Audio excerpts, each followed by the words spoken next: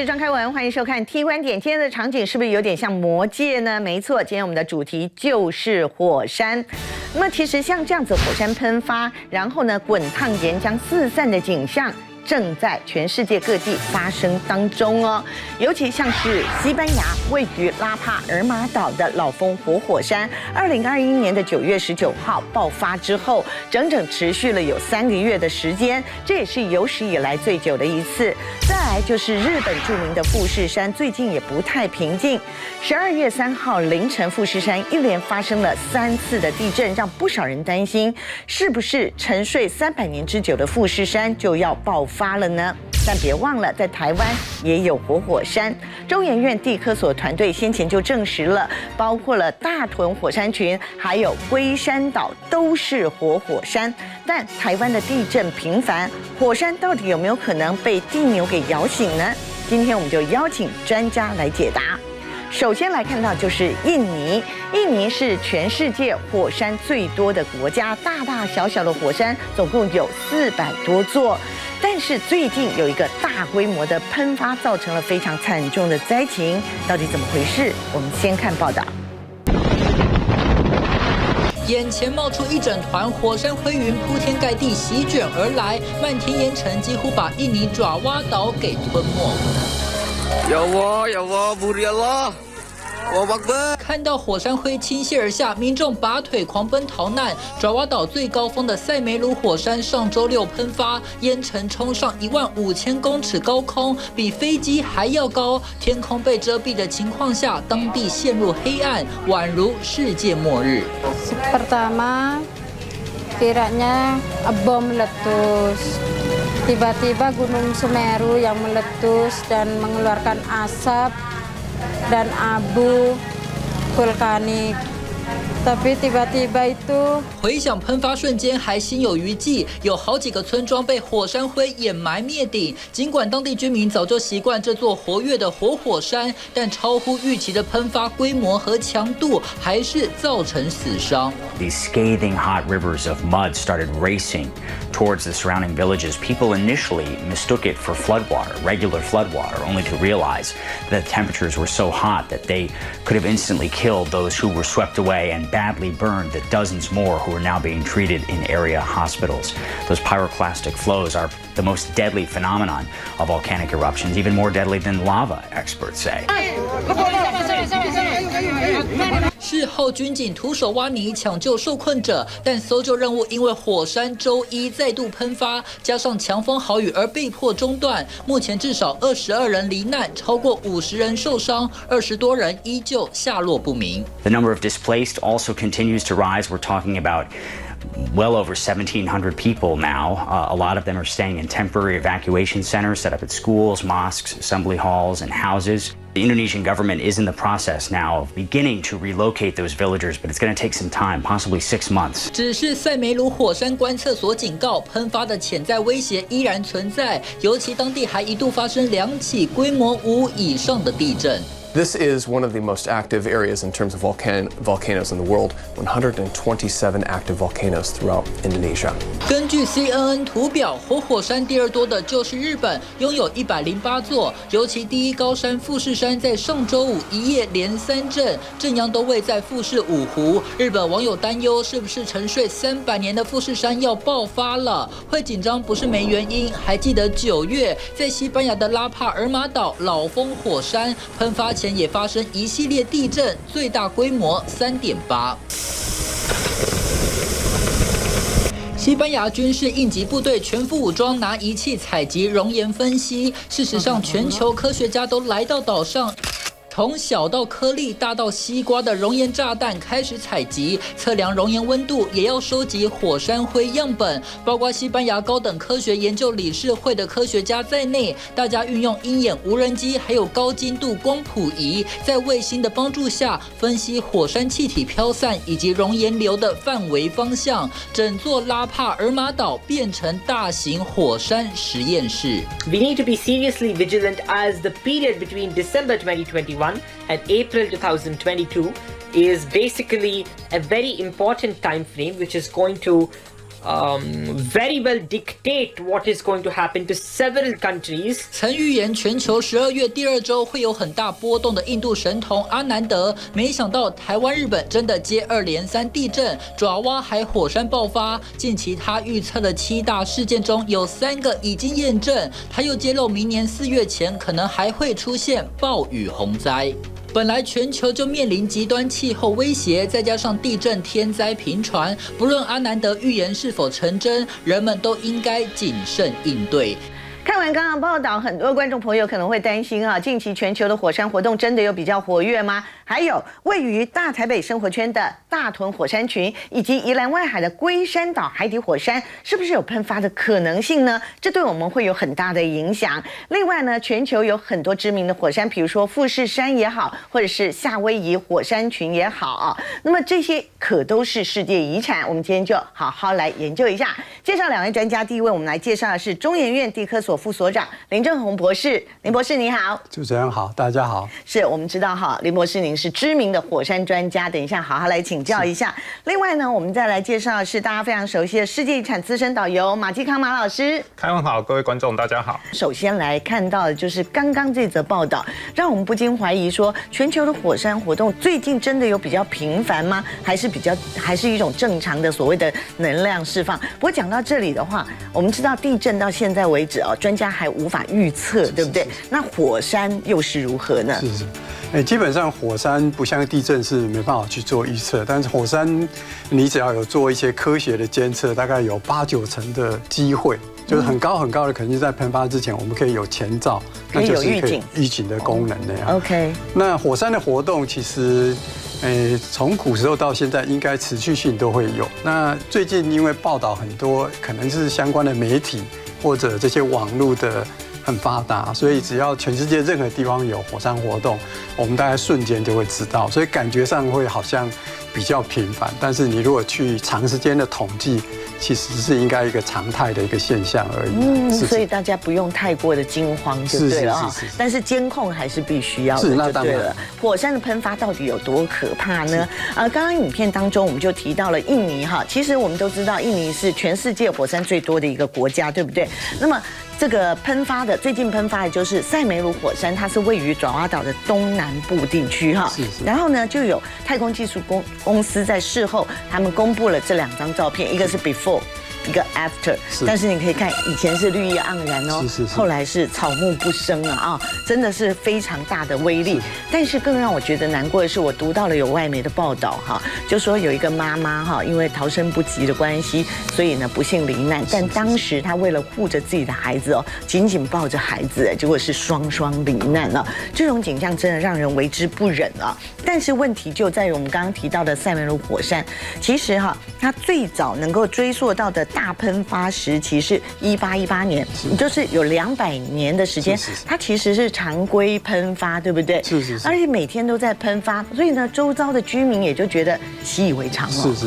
而且周遭人還不少，有數萬居民，對不對？那這次大規模的噴發才會導致大家措手不及，是這樣子嗎？請教老師。因為這個火山是算蠻活躍的，就是它經年累月都在噴發，但是因為這個火山的特性，它一般都是比較小規模的噴發，所以對周遭的居民沒有這些危害性，所以他們也就習以為常的，不知道它偶爾，比如說1年或者3年會有比較大的噴發，就像這一次，所以民眾跟政府就沒有特別做準備，所以就會造成很大的一個災難。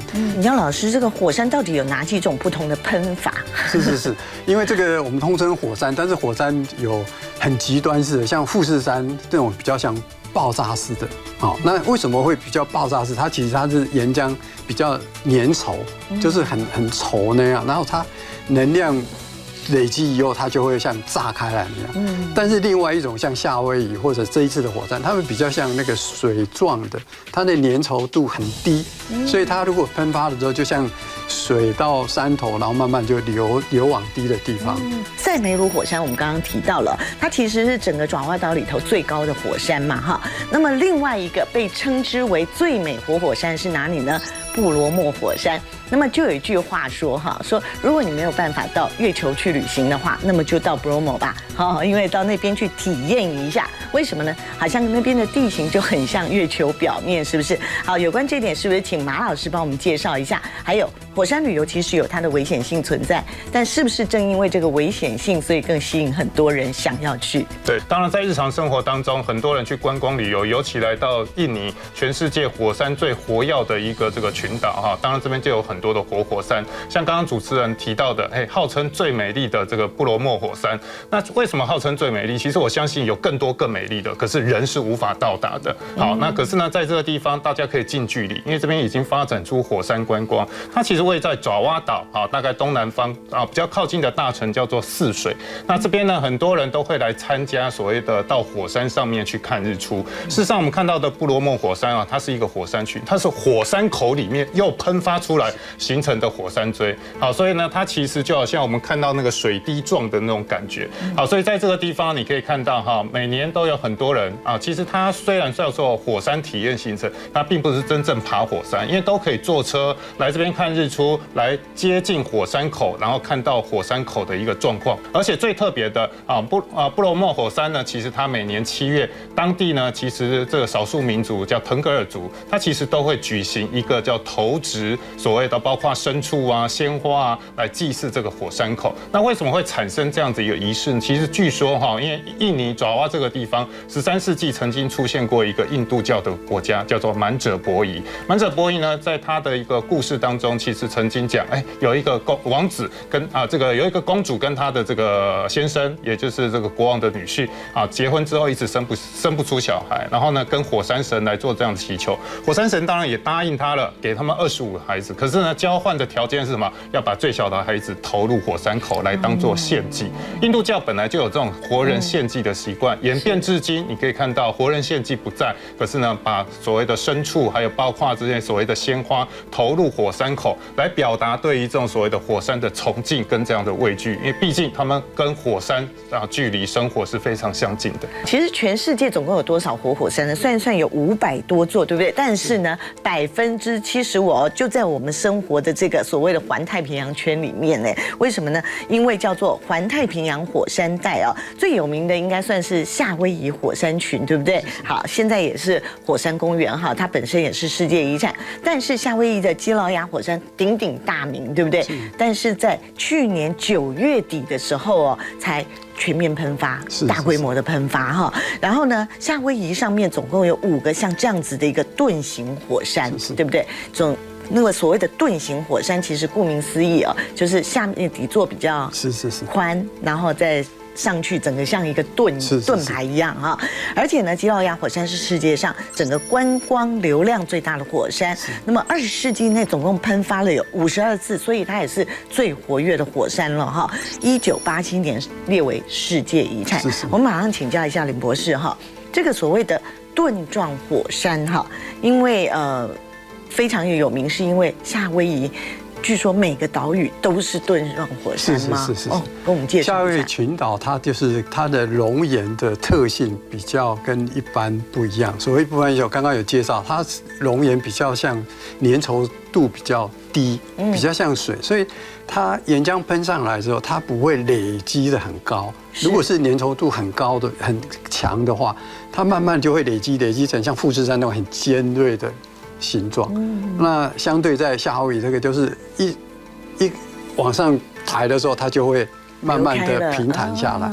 但是哈，基勞亞火山我們剛剛提到了，其實也是觀光客最多的一個火山。到底有哪些看點呢？第一個它是世界遺產嘛，既然被列為世界自然遺產，大家想看。而且呢，火山剛剛這個林老師也提到哈，火山其實如果是噴發的，各位躲那個飛沙走石都來不及，當然也會考慮到危險性。可是夏威夷火山它其實就是比較平緩的流動的一個狀況，所以在這邊其實就產生了很多觀光的行業，包括你可以坐船近距離的在火山。不能說爆發啦，就是火山岩慢慢流出，接觸到海水那一剎那，你會發現幾千度的這個熔漿啊，基本上碰到海水，它也是瞬間產生這種所謂的硬化，還有包括這個水蒸氣好的一個狀況。這其實我自己覺得也非常的療癒，所以很多人其實就會坐船近距離來看這種所謂的地理特殊的一個景觀。那甚至呢，這邊還推出過，就是從岩漿上面，如果你膽子夠大，也可以做這種所謂的飛行索，好，然後越過，對，越過这個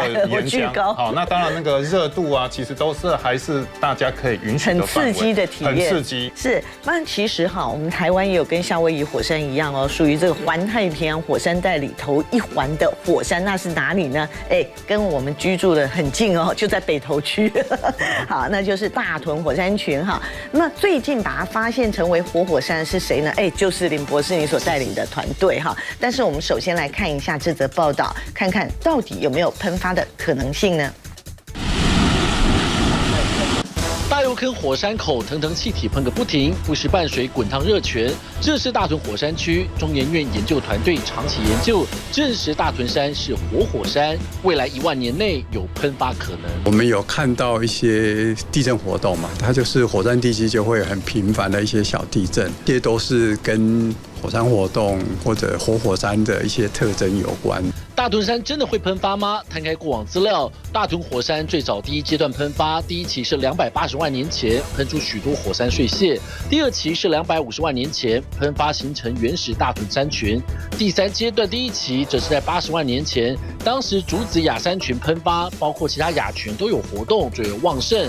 第二期60萬年前，七星山、大屯山零星噴發。末期是在20萬年前，當時的噴發形成了現在的紗帽山。根據資料，最後一次的活動約莫在6000年前。雖然曾有噴發記錄，但教授表示不需要過度恐慌，很難去預估說未來長時間的未來，但是短時間的話，我們大概就有很高的幾率可以知道說它岩漿已開始這個不安分。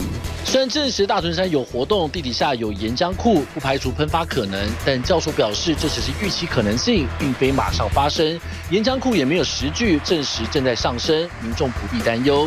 加上周邊觀測系統完善，地震儀、氣體設備搭配 GPS 系統，等同於全時段監測大屯火山一舉一動。小油坑這邊呢，常常會有這樣的火山氣體噴發，而在整個大屯火山區呢，每天呢都會有人員在這邊駐守，有40個地震觀測站，另外呢還有8個 GPS 系統，10到20個火山氣體檢測中心，能夠完整的掌握火山資訊。小油坑噴出的氣體、溫度、岩塊都是觀測重點。中研院團隊進駐自然中心，成立觀測站，每周都會採樣物質做檢測使用。藍色的部分就是陽明山的部分，那我們只有展示一小部分。眼前這4面電腦螢幕，密密麻麻都是數字跟線條，代表大屯火山現況，包含40個地震觀測動態，20個火山氣體檢測溫度，通過站點傳回即時資訊。只要發現數據異常偏高偏低，就會詳加記錄。我們為什麼需要做這麼多的不同的監測？就是如果只有單一個數據上升，那我們就會去檢查其他的數據，我們就會去看說，那如果這樣表示說，地球化學的有一些氣體成分是不是有改變？像是大油坑火山口這氣體溫度約莫108度上下，觀測站表示，過去在2006年、2014年出現異常升高，2006年甚至一度飆高到130度。但作為觀測活動檢測，目前研究員表示，是否會噴發，還得觀察周邊山群還有其他資料佐證，不會因為單一數據過度驚訝。如果說會變激烈的話，事實上是可以預測的，有很多的預測工具可以使用。不排除它當然未來還會噴發。團隊研究數據，左右氣象局發布燈號。地震測報中心主任陳國昌表示，火山噴發分3等級，第一種情況是正常綠燈，第二是異常情況，就會召集小組開會，包含中研院團隊發布黃燈的1級警訊。如果已經噴發或者有噴發可能，就會升級成紅燈的2級警訊。燈號發布都得經過專家學者討論投票決定。大屯火山實時動態，片刻緊盯，就算只是小小活動，仍牽動學者跟民眾關注目光。好，我們馬馬上就來請教一下林老師哈。我們小時候，我怎麼印象当中，馬老師有沒有記得大屯山不是休眠火山啊，或者說它是死火山嘛？那时候大家說安心安心，对不对？那現在為什麼又不安心了？怎麼死而復生，活過來了是怎樣啊？對，主要原因是我們過去對它的了解，就是科學上面的研究不夠徹底，所以我們只看到表面上看起來的一些特徵，所以我们不認為它是一個活火山。特別在人類歷史上面，沒有真正在大屯山沒有噴發的記錄，所以祖先告訴我們它沒有噴發，所以我們就誤以為它是一個休火山或死火山。但是透過過去大概10年左右，我們就仔細的跟一些台大還有相關的研究團隊，我們就做一些調查，證據越來越清楚，發現它是一個活火山。那如果講主要的證據，不外乎就是這個上一次噴發是哪時候的？在全世界的定義活火山有2個這個大家遵從的標準，就是說經驗法則上面，就是你這個火山如果在1萬年內曾經有噴發的記錄，應該把它歸類為活火山。那另外就是如果我們可以找到岩漿庫，那也應該要把它歸類為這個活火山那樣。那這一次好像團隊就是找到岩漿庫，對不對？是。但是這個岩漿庫到底怎麼發現的？我們都知道哈，就是說火山嘛，你也不可能去探勘、去鑽它，對不對？哎，不能鑽探它的話，那到底怎麼發現的呢？哎，這個很值得好好研究。馬上回來，請別走開。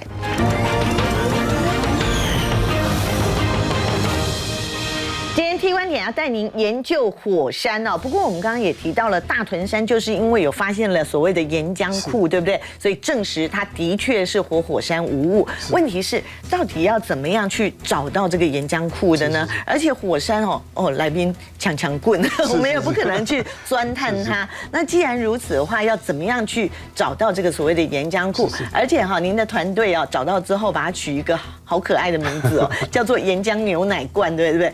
好。我們來看到這個所謂的紅紅橘橘的這個圓柱體，其實就是你們探勘出來的一個所謂的岩漿庫哈。大概有多少的容積啊？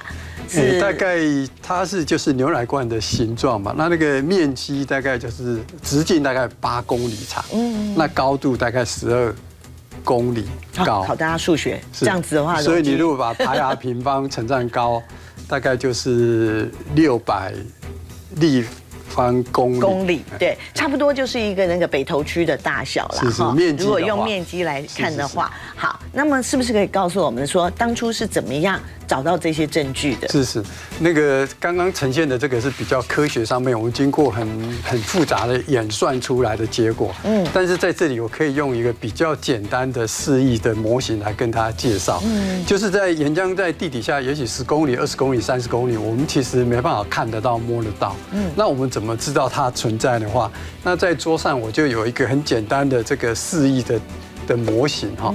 那在桌面上面正前方，這就是一個北台灣的地形。好，那在這個地表底下，這底下有個金球哈，就是類似一個金球，就是岩漿庫在底下。那為了要找這個底下的岩漿庫，因為我們看不到，所以我們就是用一個陰影法。那我把手機放在地底下，就像地震可以產生的 S 波那樣。那 S 波因為它到岩漿，它是以液態為主的物質，所以 S 波沒辦法穿透。就像我們手機的燈光會被這個金球擋住。是。所以我們在地表上面，我們就看到一個岩漿的陰影。好，那我們就大概可以去估算，就是說岩漿的位置、深度、大小。好，那我們如果移動手機的話，我們就可以有，你看這個陰影就會左右晃動。對。那其實你可以用一個交叉的陰影在這邊，一個陰影在這邊，交叉的點在地底下就是一個岩漿庫的真正的位置。但是呢，不管怎麼樣，觀眾朋友必須要了解，就是大屯火山群岩漿庫距離地表居然只有8公里耶！是。那麼大家都知道台灣多地震哦，你也曾經形容過說，這就有點像是什麼呢？比如說香檳啊或汽水，給它搖一搖，搖一搖，我們不是就就噴發出來嗎？那台灣會不會有這種疑慮啊？就是地震搖一搖之後，我們的活火山它也甦醒了，有這種可能性嗎？從學理上面是有這個可能性。那台灣會不會有這個真正發生？我們現在也說不上。但是就我們鄰國像日本，其實它有歷史上面就有這樣的現象。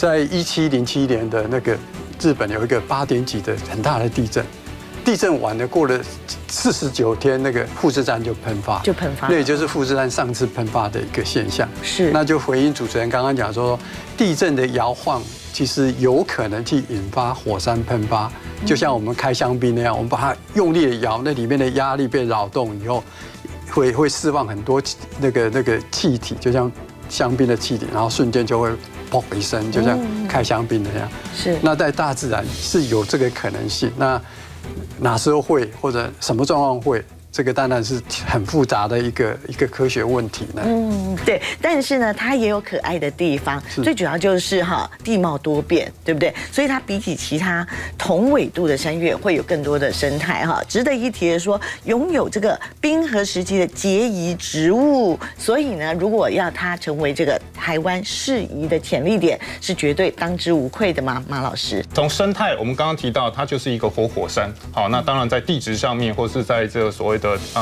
的地球科學的一個科學角度來看，確實有它值得大書特書的一部分。而從生態的角度，剛剛主持人也提到，在同緯度，各位可以看到，它其實產生叫做北降型的氣候。什麼叫北降型？因為在這個季節，台灣受到東北季風的影響。各位看看大屯火山群最高的山，也就是七星山，海拔也才不過1120公尺。可是呢，你發现它既然有2000多公尺高山的這種所謂中海拔的這個物種，為什麼？因為它是迎風面。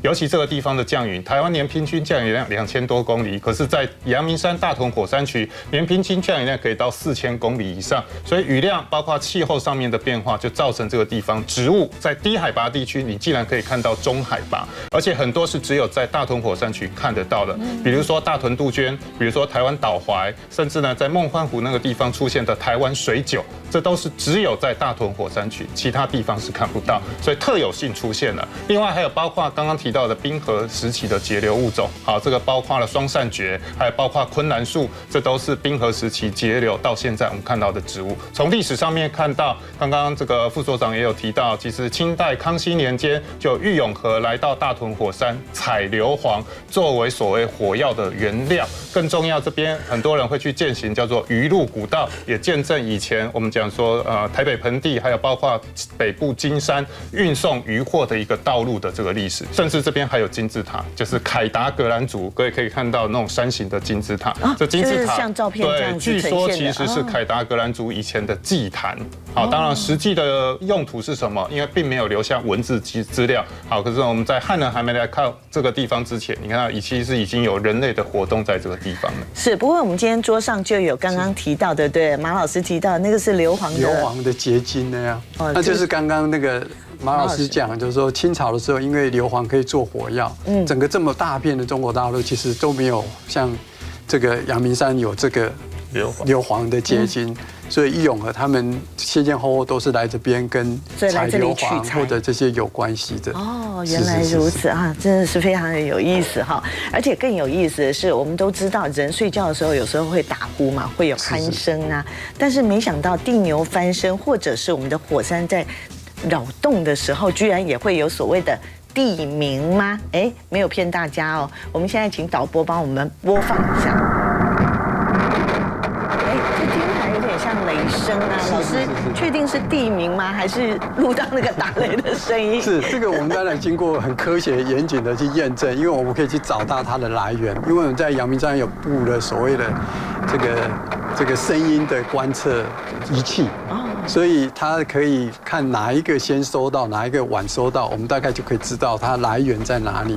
那這個主要來源大部分就是像小油坑啊、大油坑啊，還有中山樓，就以前國民大會開會，中山樓那旁邊，那都有一些噴氣孔。我以前有去那邊跑過新聞，然後我記得同業哈，因為以前國民大會開會開很久，所以同業很多人跑到最後新聞，那個眼睛都要去看眼科。是，对，那就是很多硫磺的影響。然後這個是很像雷聲的，那我們再來聽另外一段地鳴聲哈，這個又像什麼？ 這個我們剛才經過很科學嚴謹的去驗證，因為我們在陽明山有布了所謂的這個聲音的觀測儀器。所以它可以看哪一個先收到，哪一個晚收到，我們大概就可以知道它來源在哪裡。那這個主要來源大部分就是像小油坑啊、大油坑啊，還有中山楼，那旁邊，那都有一些噴气孔。是，然后我记得同業哈，因为以前国民大会開会开很久，所以同業很多人跑到最后新闻，那個眼睛都要去看眼科。是。哎呦，這很像在割保麗龍的聲音，對不對？是。會有點嘎倫順哈。可是這個也是地名，但是這是因為什麼地震還是火山的關係？剛剛那個雷聲或者現在像這個割保麗龍聲音，其實都是噴氣孔那個瞬間的那個高壓的氣體，像爆炸似的從噴氣孔爆炸產生的空氣震動，那我們儀器就可以記到，所以它其實有了很高頻的，那雷聲就相對比較低頻的，就比較轟轟的震動。其實有各式各樣的震動方式，而且好像聽說有的像炮啊声、炮聲啊，還有的像撕那個布的聲音嘛，也有像拖拉機的聲音，甚至還有像哭聲哦。好像今天也有一段就是我剛剛講的鬼哭神嚎嘛，我們一起來聽一下。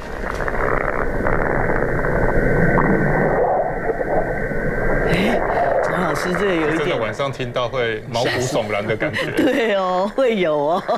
當初錄到的時候，不過我想自然科學家都比較理智一點了哈。那像我們就會覺得有很多的想象空間，對不對？其實這個也不是現在才有，在我們古時候的清朝的文獻裡面，有很簡單的寫，比如說这個大屯地名3日。類似這樣的記錄，所以這個那時候就已經有記錄了，就是有人就聽到，但是他不明白這是什麼原因。直到最近我們透過科學方法，我們才知道說啊，這個是因為這些噴氣孔的壓力的釋放的一個現象。那這個當然在科學上面也有更深的含義或防在上面，就是說這通稱在科學上面我們叫做蒸汽爆炸。就像一鍋水或者火車頭那個蒸汽瞬間的。那個蒸汽火車頭，你如果瞬間的“滴”一聲，就是類似這樣。對，或者是我們燒開水的時候。是，這個是一個。那因為這是蒸汽爆炸，其實是在火山防災上面是值得注意，就是未來陽明山這個地區，我們不能排除這種現在聽到只是很小的震動的聲音而已。那未來如果這個規模越大的話，很可能造成一些傷亡。就像2014年這個日本的玉月火山，它就是非常典型的蒸汽爆炸的現象，那造成那個登山客大概有50-60個人的性命的損失那樣。所以陽明山有蒸汽爆炸的潛在的可能性，那就看它規模如果夠大，就可能我们要注意。所以我們平常對大屯山不只要監看，還要監聽它。是，沒錯。但是呢，除了這個地名之外，居然還有心跳嗎？你們也發現了這個大屯火山群有心跳，還同時也登上了國際期刊，是這樣嗎？是，我們就是因為就仔細的研究，就是說所謂心跳，當然只是一個比喻的方式啦。那真正的內容是我們看到那個在陽明山有那些地震的活動，它每18分鐘非常固定的，18分鐘後就有個地震，它等於是周期性的發生。那周期性就像我們心跳，我們心跳正常人大概就會固定，就是1分鐘70-80下。對。不過我們把1分鐘、18分鐘以上的地震把它累積起來，大概一天大概有70-80下。是。所以我們就比喻說，陽明山的大屯山就好像有我們的心跳那樣，它是有周期性的心跳的這個現象。那這個非常特殊，我們過去大概記錄到有3次這樣，它不是持續的有，它只是偶發性的。OK， 它這是因為有特殊的原因的時候，它才會有這個地震序列發生，它就有一個周期性的。像在花蓮、宜蘭或者什麼，我們有很多地震，但是從來沒有看到說會有固定的，就像那些黃石公園的間歇泉那樣。對，而且我們住在大台北地區這麼久，都不知道說哦，原來大屯山有地名，而且還有心跳。是。哦，今天真的是開了眼界了哈。不過呢，另外一個值得注意的就是龜山島了哈。而且馬老師，你說對宜蘭人來說，龜山島是活的，哎，這句話怎麼說呢？我們馬上回來繼續聊哦，請別走開。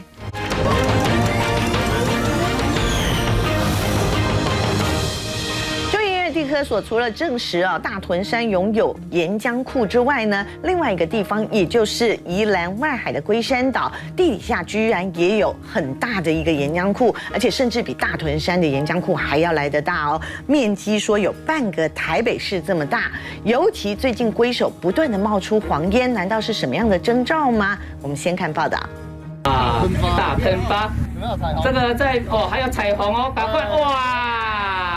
非常的漂亮哈，還有彩虹哦。上午10點多，宜蘭龜山島再度發生黃煙大噴發，黃煙下方還有罕見的美麗彩虹，讓遊客忍不住驚呼：奇景哦，奇景奇觀啊！它有沒有真的出水？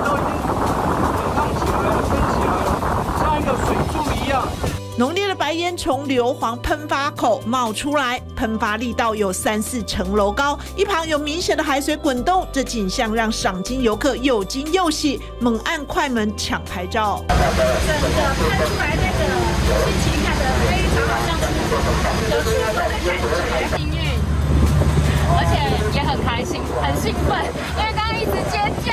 龜山島是座火山島，有著名的龜山八景，龜島黃煙就是其中之一，已經多年不見。上個月28號，龜首在地震之後開始噴出大量黃煙，幾乎每天都有，是近16年來最大量。每天進出的導覽解說員就說，今天的龜島黃煙是最大的一次，噴出的白煙相當的大這表示今天海底火山呢它的能量大釋出。最近這一陣子呢，我們龜山島都一直在坍方也沒有任何的地震的徵兆，可能是風化的原因吧。導覽員說這是正常的火山能量釋放，有人表示應該是連日大雨及東北季風造成龜首風化，黃煙大噴發。好，龜山島對於台灣的觀眾朋友來說，的確是非常的熟悉了。不過近期這龜首不斷的冒黃煙，所以成為了熱議的話題。先來請教一下馬老師哈，您說這個對宜蘭人來說，這個龜山島是活的，此話怎講？其實，在以前的年代，我們現在當然有所謂的科學的驗證，知道火山是怎麼形成，大家對它的恐懼慢慢的也降低。可在早期的年代，你會發現科學不發達，大家看到這種所謂的大自然的變化，通常都要找一個神明來膜拜，來解決自己心中的疑惑。那龜山島其實也是如此。我們都知道南洋平原三面環山，一面靠海。那靠海的就可以在宜蘭任何一個區塊，基本上你都可以看到龜山島。好，所以呢，在作家黃春明的小說裡面也提到，因為黃春明老師他是宜蘭人，以前呢沒有雪隧坐火車繞過貢寮、福隆，你會發現就看到龜山島，眼淚就流下來。那是南洋游子在這個回到家自己看到的一個地標。那為什麼講說宜蘭人把它當作是活的？因為以前龜山有8景，包括剛剛主持人提到龜首黃煙。各位，當然這個煙是有的時候會冒出來，好像什麼這隻烏龜在什麼龜息大法，可是還是在不斷的呼吸哦。其實它就是一個火山運動的一個證明。那包括現在可以看到很多人會在附近玩獨木舟啊、SUP 啊，這其實叫做牛奶海，這其實也是以前龜山8景之一。它就是海底溫泉。那另外還有看到龜尾會擺尾，因為我們都知道整個龜山島其實在台灣的東北部。每年台灣東北季風來的時候，你會發現龜尾的地方它是有很多的礫石組成。那東北季風一吹下來，那個這個大大小小的礫石就會咕嚕咕嚕，尾巴就會朝向南邊。那到了夏天呢，西南季風來的時候呢，又往北吹，所以呢那個尾巴又會咕嚕咕嚕咕嚕又往北，這叫神龜擺尾。以前沒有中央氣象局天氣預報的時候，宜蘭人也是看龜山龜山哪地無明仔會落雨，也就是所謂的龜山戴帽，龜背戴帽，這表示東北季風要下來了，天氣會有所轉變。所以呢，對宜蘭人來講，他們相信南洋平原有2個將軍在固守，一個就是烏龜將軍，就是龜山島；另外一個呢，就是長達101公里的海岸線。台北有101，宜蘭也有101，可是宜蘭的101是它的海岸線，從三貂角一直到和平溪出海口，長達101公里。各位如果看地圖它剛好就是形成一個彎進來。台灣東部有黑潮，那黑潮的流速非常快。那為什麼常常台北人會跑到宜蘭去吃海鮮？因為這邊真的海鮮非常豐富。因為龜山島形成一個屏障，黑潮我們把它比喻成高速公路，各位這些魚啊、蝦啊游也會累，還是需要什麼休息站。所以呢，這個港灣就形成魚蝦特別喜歡來休息棲息的地方。其實我覺得不止宜蘭人認為龜山島是活的，經過馬老師的解說之後整個龜山島真的活起來了。好，但是我們馬上回歸到這個科學面來請教一下老師，就是龜首冒黃煙其實好像時隔17年了，对不對？最近的這個媒體的報道是這樣子哈。那這代表什麼樣的含義嗎？有些人就說，難道這是一個警訊嗎？其實這個就是一個火山活動的一個表徵我們眼睛可以看得到。那大概10幾年前，當然這些黃煙就一直具有。那到那時候，可能因為地震活動，因為龜山島附近也蠻多一些宜蘭啊、花蓮很多地震，可能地震的搖晃造成那些噴氣孔的海底的噴氣孔可能會被堵住，所以它就沒有直接到地表上面。但是照海底那邊的噴氣活動還是持續在，只是在我們龜首陸地這邊沒有，但是直到最近也又重新好像把那個開口又打開了，所以明顯的這些黃煙啊或噴氣就在路沿這邊就可以看得到那樣。哦，原來如此。而且呢，老師好像也有提過說，像大屯山，因為是在大台北生活圈嘛，如果噴發的話，这個熔漿的部分會比較可怕哈。但是呢，在龜山島這部分可能就不是岩漿的問題，而是海嘯嘛。是，這個當然形式不一樣。一般就是在陸上的火山，我們就是熔岩流、碎屑流這些會衝擊嘛。那龜山島因為畢竟隔一個海，所以這些熔岩流、碎屑流不會跑到宜蘭平原來。但是取而代之的就是我們要擔心，就是說，當這個龜山島其實是一個非常陡峭的地形，如果萬一火山活動，它整個島的岩壁或者甚至海底的岩塊如果滑動的話，那掉到海裡它就產生，就像我們丟一顆石頭在河裡就產生波浪嘛。那個石頭如果夠大，就會產生類似海嘯。那比較這個不好的現象，就是因為宜蘭平原非常的平坦，如果我們用5公里的海拔線來做一個標準的話，大概將近快要半個宜蘭海拔都低於5公尺高，所以這個只要有5公尺的海嘯的話，那代表宜蘭可能就有相當大的面積會泡到海水。那麼火山噴發之後會有一個產物叫做浮石，對不對？可是台灣啊，目前並沒有火山爆發，為什麼最近在沿岸地區很多人在附近海域會撿到浮石呢？到底怎麼回事？我們馬上回來告訴你答案。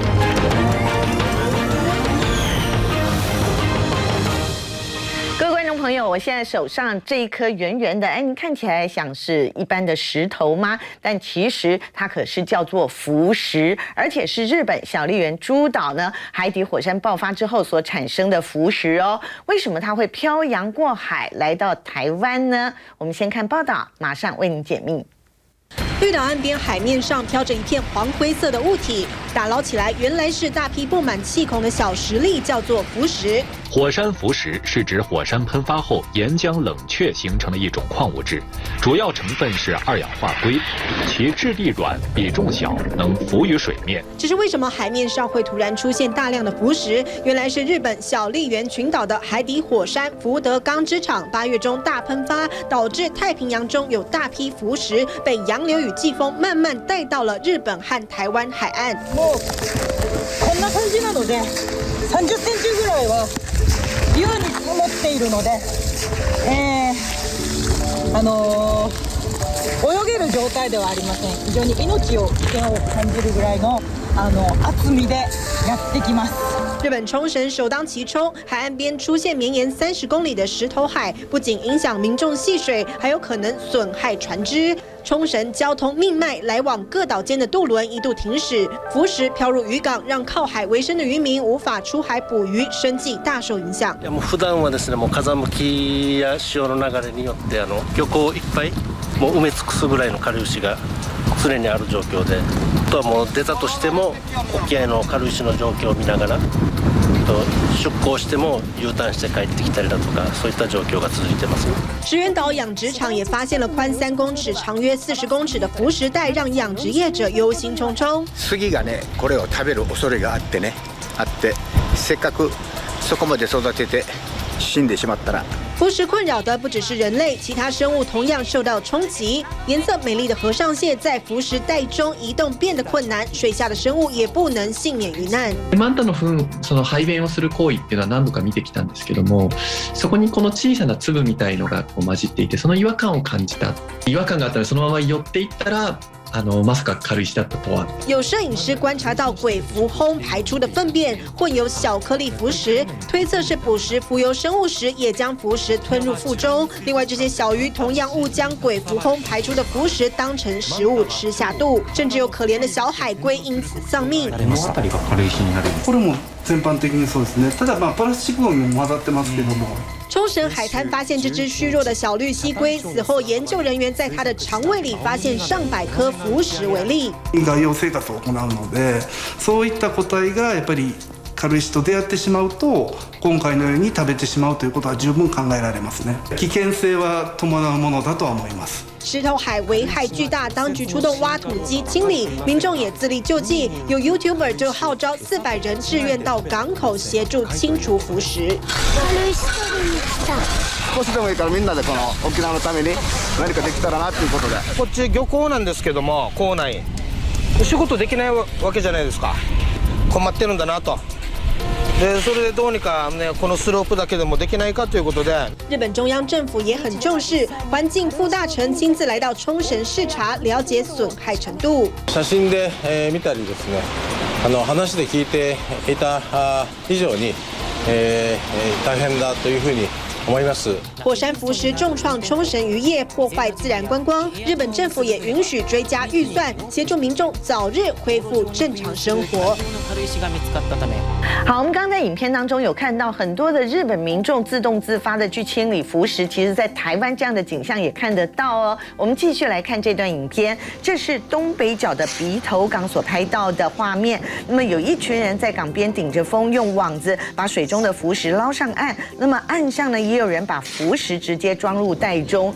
林博士，聽說你的同事就撈了一大堆哦。是，在北台灣蠻多地方都可以撈得到。但是馬老師更厲害了，到屏東也撈到。恆春半島，我前一陣子去的時候也看到非常多的浮石。然後聽說你遠看的時候以為是髒髒的那個泡沫，近看才發現哦，真的趕上新聞事件。但是所謂的浮石，顧名思義就是會浮起來嘛，哈，真的嗎？我們來做個實驗。是，大家可以看這個。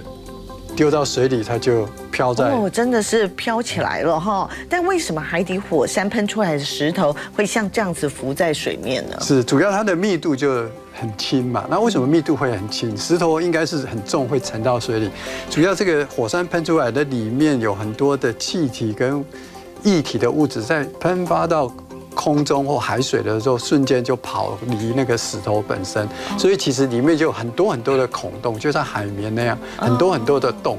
那當然平均的密度就變得很輕，所以它就會浮在海面上，就會浮起來了。但是哈，聽說浮石它有一些危害，對不對？會危害到船隻，危害到生態，而且聽說核電廠最怕浮石。是，剛剛您看那個。